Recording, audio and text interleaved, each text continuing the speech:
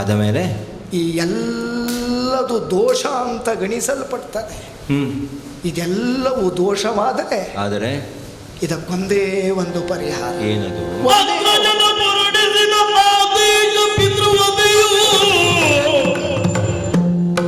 ಅಗ್ರಜನ ಹೊರಡಿಸಿದ ಆದೋಷ ಪಿತೃವಧೆಯು ಅಗ್ನಿಯೊಳಗಲ್ಲದೆ ಹೋಗದೆಲ್ಲಗಲಿ, ಅಗ್ನಿಯೊಳಗಲ್ಲದೆ ಹೋಗದೆಲ್ಲಗಲಿ.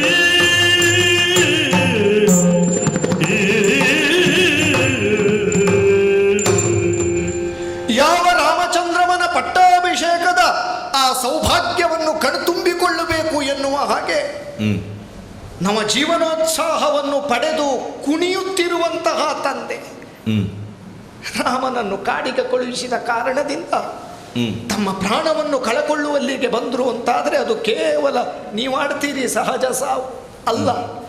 ಭರತ ಎಸಗಿದ ಪಿತೃವಧೆ, ಅದು ಭರತ ಎಸಗಿದ ಪಿತೃವಧೆ. ಯಾವ ಶಾಸ್ತ್ರದಲ್ಲಿ, ಯಾವ ಧರ್ಮಶಾಸ್ತ್ರದ ಪುಟದಲ್ಲಿ ಇದಕ್ಕೊಂದು ಪ್ರಾಯಶ್ಚಿತ್ತವನ್ನು ಹುಡುಕೋಣ ಹೇಳಿ? ಈ ಭರತನ ಭಾವವನ್ನು ಬಲವಾಗಿ ಬಂಧಿಸಿದಂತಹ ಈ ಪಾಪ ಪ್ರಜ್ಞೆ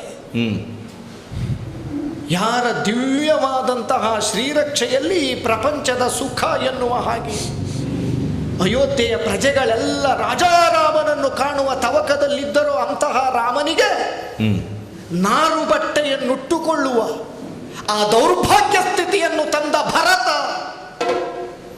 ಈ ಪಾಪಕ್ಕೆ ಪ್ರಾಯಶ್ಚಿತ್ತವಿಲ್ಲ. ಓಹೋ, ಹಾಗಾದರೆ ಈ ಎಲ್ಲ ದೋಷಗಳೇ ಕೂಡಿ ಈ ಶರೀರ, ಈ ಮನಸ್ಸು, ಈ ಮಾತು ಪ್ರತಿಯೊಂದರಲ್ಲೂ ದೋಷವೇ ತುಂಬಿ ನಿಂತಿದೆ ಅಂತಾದರೆ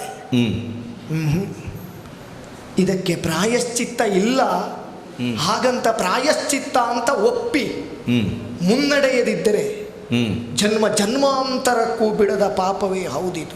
ನೀನೇ ಪಾಪ ಅಂತ ನಿರ್ಣಯ ಮಾಡಿ ನೀನೇ ಪ್ರಾಯಶ್ಚಿತ್ತ ಮಾಡುವುದಕ್ಕೆ ಹೊರಟಿದ್ದೀಯಲ್ವಾ?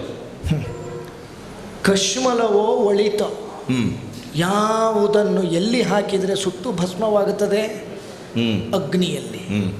ಸ್ವಾಮಿ ಏನು? ಸ್ವಾಮಿ, ಕಾಯಿಕವಾಗಿ, ವಾಚಿಕವಾಗಿ, ಮಾನಸಿಕವಾಗಿ ಪಾಪ ಭೀತಿಯಿಂದಲೋ ಪಾಪ ಸಂಕಲ್ಪದಿಂದಲೋ ಬಂಧಿಸಲ್ಪಟ್ಟಂತಹ ಭರತನೆಂಬ ಈ ಕಶ್ಮಲ, ಈ ಕಶ್ಮಲದ ಭಾವ ಅಗ್ನಿಯಲ್ಲಿಯೇ ಸುಟ್ಟು ಬೆಂದು ಕರಕಲಾಗಿ ಹೋಗಬೇಕು. ಅದಕ್ಕೆ ಮತ್ತೆ ಅಯೋಧ್ಯೆಯನ್ನು ಪಾಪದ ಲೇಪವು ತಾಕದ ಹಾಗೆ ಈ ದೇಹ ಭಸ್ಮವಾಗಿ ಹೋಗಬೇಕು. ಈ ದೇಹ ಭಸ್ಮವಾಗಿ ಹೋಗಬೇಕು. ತಾಯಿಯನ್ನು ಕಡಿಯುವುದಕ್ಕಿಲ್ಲ, ಮಗನಾಗಿ ನಾನೇ ಉಳಿಯುವುದಕ್ಕಿಲ್ಲ. ಎಲ್ಲಿ ಅಗ್ನಿ ಸಿದ್ಧವಾಗಲಿ. ಪ್ರಾಯೋಪವೇಶ, ಈ ದೇಹವನ್ನೇ ಅಗ್ನಿಗಾಹುತಿಯಾಗಿ ಅರ್ಪಿಸಿ ಪಾಪವನ್ನು ತೊಳೆಯುತ್ತೇನೆ.